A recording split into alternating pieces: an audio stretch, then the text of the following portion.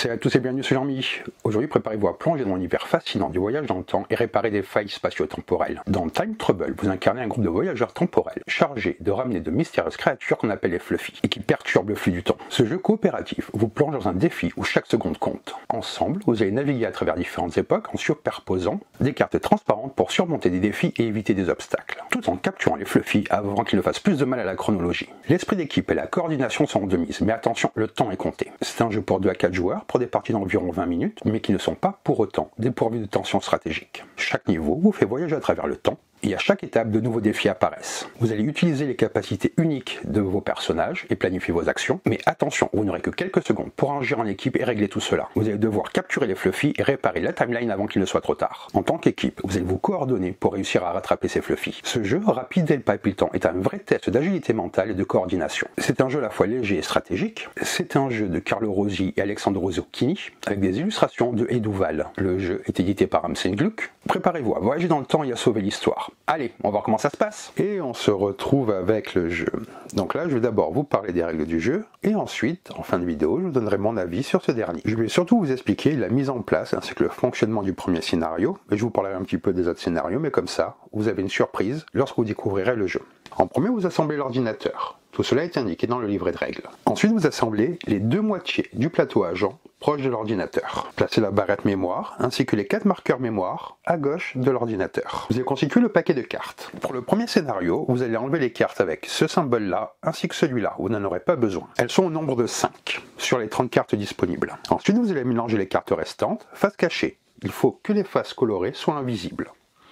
Comme vous voyez, lorsque vous retournez, vous avez des couleurs. Vous distribuez 3 cartes à chaque joueur et il les garde en main face cachée. Si vous jouez à 2 joueurs, vous distribuez 4 cartes au lieu de 3. Vous empliez les cartes restantes face cachée près de l'ordinateur. Ensuite, vous allez constituer cette piste-là. Un symbole et un nombre est affiché en bas à gauche de toutes les pistes. Vous voyez ici. Le symbole identifie le niveau. Le nombre indique le numéro de la piste. Le symbole à droite du numéro indique la piste qui se trouve au verso de celle-ci. Vous allez prendre celle avec le symbole de base, c'est ce symbole-là. La piste de départ du premier niveau est celle avec le 1. Vous la posez au-dessus du plateau agent. La piste objectif est celle qui affiche le niveau 2, que vous mettez de côté. Vous voyez, elle est là. Et vous rangez toutes les autres pistes avec le symbole de base dans la boîte. Vous placez les 4 pions agents aux emplacements prévus. Ensuite, vous allez chercher celle avec le symbole médiéval. Vous posez la piste avec le symbole 1 à droite de la piste de départ. Et vous posez la piste avec le symbole 2 sur la piste objectif avec le 2 du symbole de base. Et vous rangez dans la boîte de jeu toutes les autres pistes. Vous n'en aurez pas besoin pour le premier niveau. Vous allez poser un Fluffy sur la case indiquée à cet endroit-là. Vous voyez, c'est ce symbole-là. Vous en gardez 2 autres de côté pour constituer une réserve. Vous n'aurez pas besoin des 9 autres Fluffy pour le premier niveau. Vous posez un cadenas à l'endroit indiqué.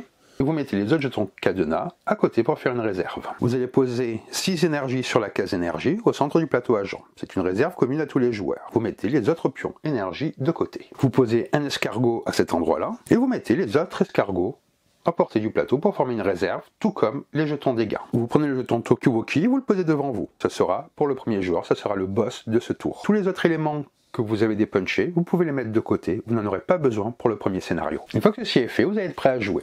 Je tenais d'abord vous dire merci, vous êtes de plus en plus nombreux à regarder les vidéos, donc si cette vidéo vous plaît, si vous la trouvez utile, n'hésitez pas à laisser un commentaire, à vous abonner à la chaîne, ça aide pour le référencement, ça motive et ça fait plaisir. Quel est donc le but de Time Trouble? Dans Time Trouble, à l'aide de vos cartes, les joueurs vont déplacer ensemble les 4 agents à travers 7 niveaux, dont la difficulté augmente au fur et à mesure. Le parcours diffère d'un niveau à l'autre, et vous réserve toujours de nouveaux défis. Selon le niveau, vous devez attraper plus ou moins de Fluffy. Les premiers niveaux se jouent environ en 25 minutes, puis cela va prendre un petit peu plus de temps. Le jeu n'est pas fait pour que vous y jouez en une seule traite. Vous pouvez vous arrêter entre 2 niveaux et reprendre au niveau suivant une autre fois. Et si vous n'êtes pas le même groupe de joueurs, ne vous inquiétez pas. Du moment qu'une personne qui a joué au niveau précédent est avec vous, elle pourra vous donner des conseils afin de réussir et tout ira bien. Il est conseillé de jouer les niveaux dans l'ordre indiqué, mais vous pouvez aussi recommencer encore et encore à un même niveau ou essayer de créer les vôtres avec les différentes pistes. Dans le jeu, il y a 4 agents. C'est l'équipe que vous dirigez. Ils sont triés sur le volet et intégrés à l'agence Voyage Temporel. Chaque agent est originaire d'une époque différente qu'il connaît particulièrement bien. Chaque agent est indiqué par une couleur qui lui est spécifique et ils possèdent tous une compétence spéciale. Autre élément qui les distingue, le nombre d'emplacements dont ils disposent sur leur carte de plateau.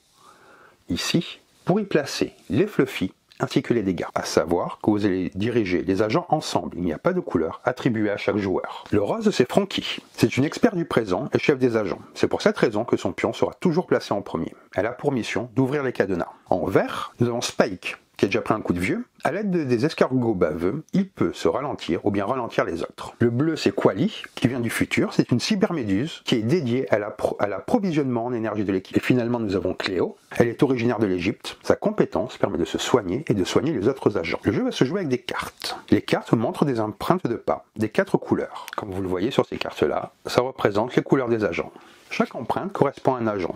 Gardez vos cartes en main à l'abri du regard des autres joueurs. Les cartes détermineront, en les superposant les unes sur les autres, les empreintes de pas qui vont être visibles. Lorsqu'il se déplace, un agent avance un nombre de cases équivalent au nombre de ses empreintes visibles. Il faut savoir que les joueurs peuvent librement discuter pendant la partie en respectant quelques conditions. Vous ne pouvez pas dire aux autres joueurs le nombre exact et la disposition des empreintes de pas sur vos cartes. Vous pouvez toutefois indiquer si vous avez en main beaucoup, un peu ou aucune empreinte d'une couleur donnée. Cela peut aider vos coéquipiers à savoir ce qu'ils doivent faire. Comment se déroule donc une partie de Time Trouble? Le nombre de tours varie à chaque partie. Il dépend des actions des joueurs et du niveau joué. On considère que les joueurs ont terminé un niveau lorsqu'ils ont atteint la piste objectif en ayant attrapé suffisamment de Fluffy. À chaque tour, une personne est le boss. Elle aura le jeton Tokiwoki devant elle. C'est le boss qui agit le premier à chaque tour. Chaque tour va s'organiser en 4 phases. En premier, une phase de concertation, suivie d'une phase d'action, une phase d'énergie, et finalement une rotation d'équipe. Au début de chaque tour, les joueurs peuvent discuter entre eux et définir des objectifs. Ils réfléchissent ensemble au nombre de cases que les agents doivent franchir pour y parvenir. Pour aider les joueurs à se remémorer les objectifs, vous allez utiliser la barrette mémoire ainsi que les marqueurs. Vous placez le marqueur mémoire de la couleur de l'agent près du chiffre correspondant au nombre de cases sur lequel il va se déplacer ce tour. Chaque marqueur possède une phase avec un point d'interrogation. Les joueurs peuvent ainsi indiquer ce qui leur est particulièrement important. Vous voyez, vous avez derrière un point d'exclamation et non pas un point d'interrogation. En fait, vous allez vous concerter et vous décidez par exemple que vous voulez déplacer celui-là de 3, celui-là de 5 et celui-là de 2. Mais vous pensez que pour cet agent-là, c'est particulièrement important pour son déplacement. Pour vous le rappeler, vous le mettrez comme ceci. Bien entendu, rien n'empêche que plusieurs marqueurs soient placés à côté du même chiffre. Vous n'êtes pas obligé d'utiliser tous les marqueurs, vous pouvez faire preuve d'adaptation. C'est une sorte d'aide-mémoire où vous vous concertez pour définir ce que vous avez envie de faire lors de ce tour. Ensuite vient donc la phase d'action. Lors de cette phase, les joueurs disposent de 40 secondes pour jouer des cartes. Pour fixer le temps, vous pouvez utiliser un minuteur, un sablier ou tout ce qui vous convient. C'est le boss qui lance le décompte lorsque tous les membres de l'équipe sont prêts. Pour jouer une carte, vous allez la placer dans l'ordinateur face visible. Si d'autres cartes s'y trouvent déjà, vous les recouvrez avec la vôtre. C'est à vous de décider de son orientation. Vous pouvez donc la faire pivoter à 180 degrés avant de la poser dans l'ordinateur. Le boss commence et doit jouer une carte. Puis, la personne suivante dans le sens horaire fait de même.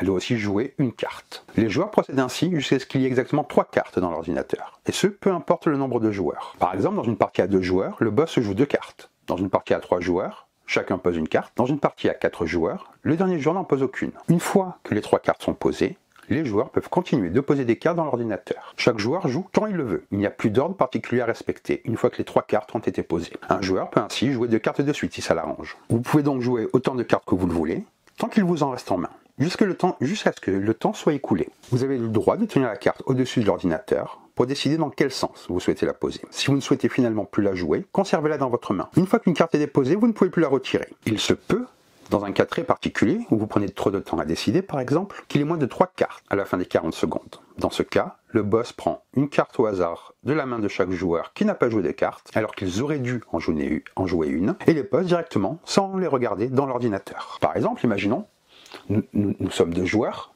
et je suis le boss. J'aurais regardé mes cartes auparavant, mais je pose celle-ci. L'autre joueur va poser celle-ci.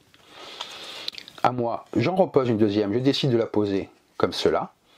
Maintenant, n'importe qui peut poser des cartes dans l'ordre qu'il le souhaite. Une fois que ceci est fait, vous allez déplacer les agents, car une fois le temps écoulé, ou lorsque vous ne souhaitez plus jouer des cartes, les agents vont pouvoir se déplacer. Chacun d'eux va avancer d'un certain nombre de cases, en fonction des cartes qui ont été posées dans l'ordinateur. Vous ne regardez que le résultat final affiché dans l'ordinateur et les cartes qui restent jusqu'à la fin du tour. Vous déplacez chaque agent d'autant de cases que le total d'empreintes de pas de sa couleur visible dans l'ordinateur. Les agents se déplacent de case en case le long de la route blanche. Chaque case équivaut à une empreinte de pas. Vous déplacez toujours les agents dans le même ordre. D'abord Frankie, puis Quali, ensuite Cléo et pour finir Spike. chaque. Un rappel est indiqué ici sur l'ordinateur. Les agents avancent dans le sens horaire, c'est-à-dire de la gauche vers la droite. Ils ne peuvent pas reculer. Vous devez toujours avancer du nombre exact de cases. Vous ne comptez pas la case occupée par l'agent au début de son déplacement. En cas de bifurcation, comme à cet endroit-là par exemple, vous choisissez une des deux routes sur laquelle l'agent va continuer son déplacement. Chaque agent a le droit de suivre une route différente. Les cadenas bloquent la route et ils empêchent les agents de passer. Les agents peuvent se doubler, une case occupée comme une case de déplacement, comme si c'était une case vide. Chaque case ne peut bien entendu accueillir qu'un seul agent. Si un joueur devrait terminer son déplacement sur une case occupée, il doit s'arrêter sur la première case qui le précède. L'agent doit rester sur la route qu'il a empruntée. Il ne peut pas en changer. Il est possible de choisir une route sur laquelle un agent serait amené à s'arrêter sur une case qui est occupée, même s'il aurait pu avancer de plus de cases en choisissant une autre route. Ça vous permet d'optimiser vos déplacements. Vous ne pouvez pas choisir une route qui est cadenassée. Par exemple, après ce résultat-là, celui-là, il n'y a pas d'empreinte, il ne bougera pas. Le bleu avance de 3. Je ferai 1, 2 et 3. Ensuite, c'est au jaune qui avance de 1, qui arrive donc ici, et le vert avancerait de 2, comme ceci. Il y a un petit cas particulier, il peut arriver que vous ayez avancé, mais qu'il n'y ait pas encore de piste prolongeant celle où vous vous trouvez. Dans ce cas-là, vous vous arrêtez sur la dernière case libre sur la piste disponible. Bien entendu, vous allez retrouver différentes icônes sur les pistes que je vais maintenant vous expliquer. On peut trouver sur chacune des pistes des cases communes et des cases agents. Lorsqu'un agent termine son déplacement sur une case de sa couleur, comme par exemple ici, ou encore là, il peut utiliser sa compétence spéciale. Les cases communes affectent n'importe quel agent qui s'y arrête. La case s'active lorsque le pion agent occupe la case, une fois son déplacement terminé. C'est ce qui s'appelle s'arrêter sur une case. Lorsqu'il traverse une case pendant son déplacement, il ne se passe rien. Si l'agent ne se déplace pas, la case qu'il occupe déjà ne s'active pas. Vous allez d'abord déplacer l'agent, puis vous résolvez l'effet de la case sur laquelle il s'arrête. Une fois fait, déplacez l'agent suivant. Lorsque vous arrêtez sur une case avec un fluffy, vous avez réussi à en attraper un. Vous prenez le jeton de cette case et vous le posez dans l'inventaire de l'agent qui l'a attrapé. Son inventaire se trouve sur le plateau agent. Ils ont tous un nombre qu'ils peuvent avoir. Si cet agent n'a plus d'emplacement fluffy libre dans son inventaire, vous laissez le fluffy sur la case de la piste. Chaque case fluffy de la piste n'accueille qu'un seul jeton fluffy. Si la case est vide, il ne se passe rien. À chaque fois que vous allez ajouter une piste, vous allez poser un fluffy sur chaque case avec une silhouette de fluffy. Ici, ce sont les dégâts. L'agent subit un dégât. Vous prenez donc un dégât de la réserve et vous le posez sur le plateau agent dans un emplacement dégâts libre de cet agent. Vous ne pouvez pas transférer ce dégât à un autre agent. Vous mettez les dégâts à ces endroits-là. Dès qu'un dégât est posé sur le dernier emplacement dégâts libre d'un agent, celui-ci est mis KO. Vous retirez immédiatement son pion de la piste et vous le posez sur l'illustration du plateau agent. Il ne se déplace plus et ne peut pas amener les fluffy qu'il a attrapés vers l'objectif à atteindre. Les fluffy qu'il a attrapés restent toutefois dans son inventaire. Lorsque 3 agents sont KO, vous avez perdu la partie. Ici, nous avons les cadenas. Certaines routes sont en effet cadenassées. Tant qu'un cadenas est visible, aucun agent ne peut traverser cette case ou s'y arrêter. Les agents devront donc choisir une autre route. Dès que le cadenas aura été ouvert, la route sera dégagée, donc empruntable. Un cadenas ouvert est retourné face cachée. Sa case est alors considérée comme étant une case neutre. Vous voyez, si vous avez réussi, vous le retournez comme ceci, et les cases neutres, comme cela, il ne se passe rien. À chaque fois que vous ajoutez une nouvelle piste, vous mettez un cadenas sur les endroits qui le demandent. Je vais vous parler plutôt des cases agents. Donc vous voyez, il y en a 1, 2, 3, et ici la 4e. Lorsqu'un agent s'arrête sur une case de sa couleur, il peut utiliser sa compétence spéciale. Avec Franky, cela vous permet de déverrouiller les cadenas. Lorsque Franky s'arrête sur une case clé, vous retournez immédiatement un cadenas situé sur la même piste, afin que sa face cachée montre une case neutre. Pour le bleu, c'est une nouvelle énergie. Lorsque Quali s'arrête sur une case énergie, vous prenez immédiatement un énergie de la réserve et vous le placez dans la réserve commune au centre du plateau agent. Je vous expliquerai dans quelques instants à quoi sert l'énergie. Pour le jaune, vous allez pouvoir soigner. Lorsque Cléo s'arrête sur une case soin, vous pouvez soigner un dégât. Pour cela, vous retirez un dégât d'un agent de votre choix, y compris Cléo, bien entendu, et vous le remettez dans la réserve. Si aucun agent n'a de dégâts à retirer, il ne se passe rien. Mais grâce aux soins, vous pouvez également réanimer un agent, dès qu'ils ont été mis KO, afin de les réintégrer dans la partie. Vous retirez un dégât d'un agent qui est KO, puis vous placez cet agent sur la case occupée par Cléo. C'est le seul moment où 2 agents peuvent partager la même case. Et pour le vert, les escargots baveux, lorsque Spike s'arrête sur une case escargot, vous prenez un escargot de la réserve et vous le placez dans la réserve commune, sur le plateau agent. La réserve commune peut contenir un maximum de 5 escargots. À n'importe quel moment d'un déplacement, il est possible de défausser un escargot de la réserve commune pour que l'agent de votre choix avance une case de moins. On ne considère pas cette réduction comme un déplacement en soi, vous réduisez simplement la distance à parcourir. Cela vous permet donc d'encore plus planifier et d'optimiser vos déplacements grâce aux différents jetons que vous récupérerez ici. Une fois que vous êtes déplacé, nous allons passer à la phase énergie. Les pistes occupées par vos agents vous coûtent de l'énergie. Les pistes qu'ils ont quittées vous rapportent de l'énergie. Vous allez effectuer 3 étapes l'une après l'autre. Vous allez ajouter une piste, supprimer des pistes et payer le coût en énergie. Car en effet, le niveau de jeu va se construire tout au long de la partie avec les pistes que vous avez mises de côté en fonction du scénario. Si au moins un agent s'est déplacé vers une des cases de la piste la plus récente, comme c'est le cas ici, vous ajoutez une nouvelle piste. Pour cela, vous prenez la piste du dessus, comme ceci, et vous la rajoutez autour du plateau agent. Et vous poserez par exemple, ici je mettrai un cadenas,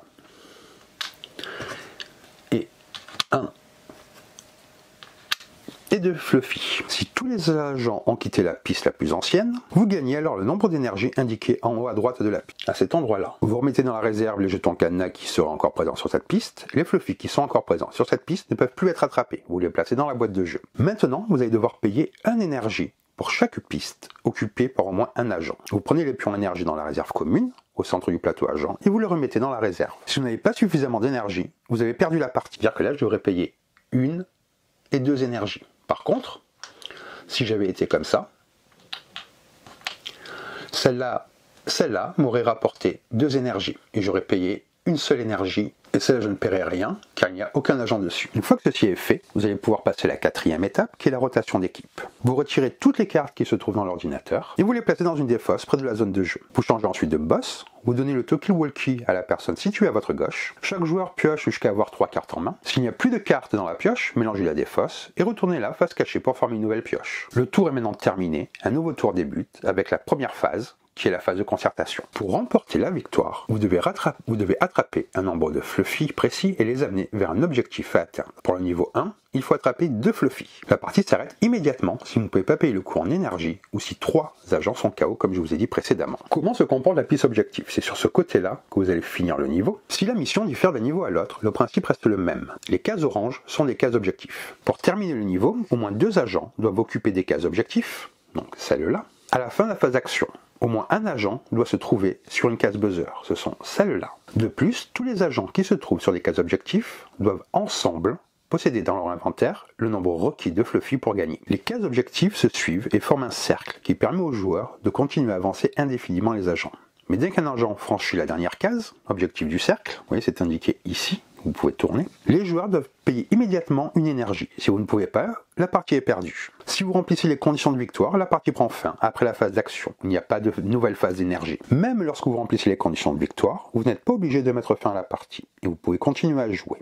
Vous pouvez aussi amener des agents restant vers des cases objectifs ou attraper des Fluffy supplémentaires. Car au fur et à mesure des parties et des scénarios, vous pourrez débloquer des bonus. En effet, vous allez collecter des étoiles. Les joueurs gagnent des étoiles en fonction de la manière dont ils ont rempli les conditions de victoire du niveau. Vous pourrez dépenser ces étoiles pour débloquer des bonus pour les niveaux suivants. Vous vous retrouvez dans le livret de règles ici, en fonction des niveaux, les étoiles que vous débloquez et les étoiles à dépenser pour des bonus pour les niveaux suivants, ce qui vous permet d'avoir une sorte d'évolution au fur et à mesure des niveaux. Si vous réussissez bien les niveaux, vous serez récompensé. Et comme vous le voyez, je vais juste rester sur le premier niveau, vous avez un petit texte d'ambiance qui vous explique la mission du scénario, les pistes à mettre, le nombre de Fluffy, des mises en place modifiées, ainsi que les règles spéciales de certaines cases. Je vais donc vous résumer comment se passe un tour de jeu. Vous avez d'abord la phase de concertation, vous utilisez la barrette mémoire pour indiquer ce que vous souhaitez faire. Puis ensuite une phase d'action, vous disposez de 40 secondes pour jouer vos cartes et vous y orienter dans le sens que vous voulez. Une fois le temps écoulé, vous allez déplacer les agents d'un nombre de cases équivalent au nombre d'empreintes de la couleur, et en fonction des cases, vous appliquez les différents effets. Suivi d'une phase d'énergie, vous allez gagner soit de l'énergie en fonction des pistes, ou devoir en payer. Je vous rappelle que vous perdez la partie si vous ne pouvez pas payer d'énergie, ou si 3 agents sont KO. Et vous jouez comme ceci jusqu'à atteindre l'objectif du scénario. Il y a donc 7 scénarios dans le jeu qui sont de plus en plus difficiles, qui vont vous demander de la réflexion, et avec plein de petits bonus qui vont se débloquer, ainsi que d'autres éléments que je ne vous montre pas, qui vous permettront de découvrir tout cela au fur et à mesure que vous vivez cette aventure. Après vous avoir expliqué les règles, je vais donc vous donner mon avis sur le jeu.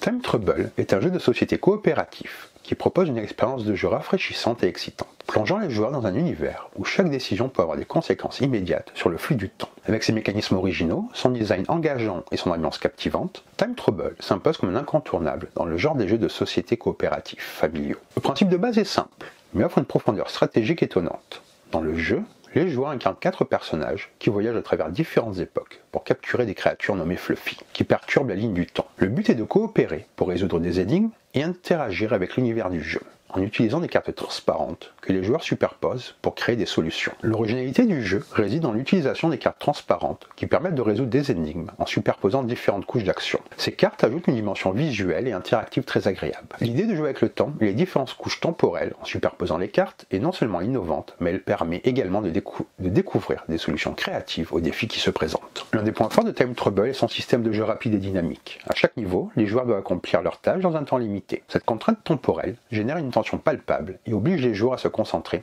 à faire preuve de rapidité et de travailler en étroite collaboration pour réussir. Cette course contre la montre ajoute une couche de stress et d'excitation idéale pour les amateurs des défis. Les personnages du jeu possèdent des compétences uniques qui nécessitent une réflexion stratégique. Chaque joueur doit utiliser au mieux les compétences de son personnage pour résoudre les énigmes et capturer les fluffy. L'aspect coopératif est primordial, car il faut constamment communiquer et se coordonner pour faire avancer l'histoire, tout en gérant les limites de temps. Ce travail d'équipe renforce l'aspect social du jeu et crée une atmosphère de complicité entre les joueurs. Un autre atout est sa durée de jeu relativement courte, environ 20 minutes pour les premiers scénarios. Cela le rend accessible à un large public, notamment aux familles et aux groupes de joueurs occasionnels. Contrairement à certains jeux coopératifs qui peuvent s'étirer sur des heures, Time Trouble permet de profiter d'une expérience complète en peu de temps, ce qui en fait un excellent choix pour une soirée de jeu rapide mais intense. De plus, la simplicité des règles permet à des joueurs jeunes et novices de se lancer sans aucune difficulté, tout en offrant suffisamment de profondeur pour les joueurs plus expérimentés. C'est un jeu pour 2 à 4 joueurs, ce qui le rend parfait pour des parties en famille ou entre amis. Son niveau de complexité modéré permet aux joueurs de se concentrer sur l'aspect ludique sans être submergés par des règles trop complexes. Les parties sont fluides,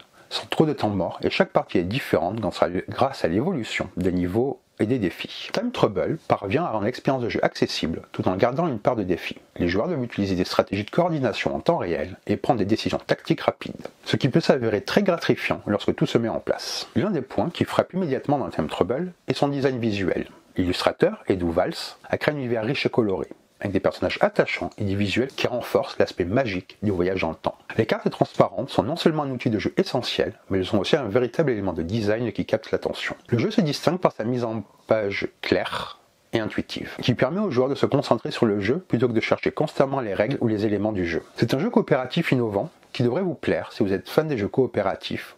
Il vous offre une expérience avec des mécaniques de superposition de cartes et de gestion de temps assez uniques. Avec ses règles simples et son gameplay riche, ce jeu est parfait pour les familles qui cherchent à passer un bon moment ensemble. Le jeu évolue au fur et à mesure que les joueurs progressent à travers les niveaux, ce qui maintient une certaine fraîcheur et un intérêt constant au cours de la partie. Chaque défi peut être résolu de multiples façons, permettant une rejouabilité élevée. Si vous aimez les jeux qui ne traînent pas en longueur et qui maintiennent un rythme effréné, Time Trouble est fait pour vous. Chaque tour est une course contre la montre, ce qui rend chaque partie plus excitante que la précédente. Il combine un gameplay innovant, une composante sociale forte et une durée idéale pour les parties en famille ou entre amis. Time Trouble est un jeu coopératif absolument captivant, avec des mécaniques originales qui raviront les amateurs de jeux dynamiques et interactifs. Son accessibilité, sa rapidité de jeu et sa profondeur stratégique en font un excellent choix pour des soirées de jeux en famille ou entre amis. Si vous cherchez un jeu fun, engageant et avec un twist unique dans le genre des jeux de coopération, ne cherchez pas plus loin. Time Trouble est fait pour vous. Donc voilà pour cette vidéo, j'espère que ça vous a plu, que ça vous a plus appris sur ce jeu. On n'en a pas trop entendu parler, c'est assez dommage, moi j'aime beaucoup le design. Les cartes transparentes, c'est vraiment agréable, ça change de certaines mécaniques qu'on a l'habitude de voir. J'espère que cette vidéo vous a plu. Sur ce, je vous dis bonne partie et bon jeu.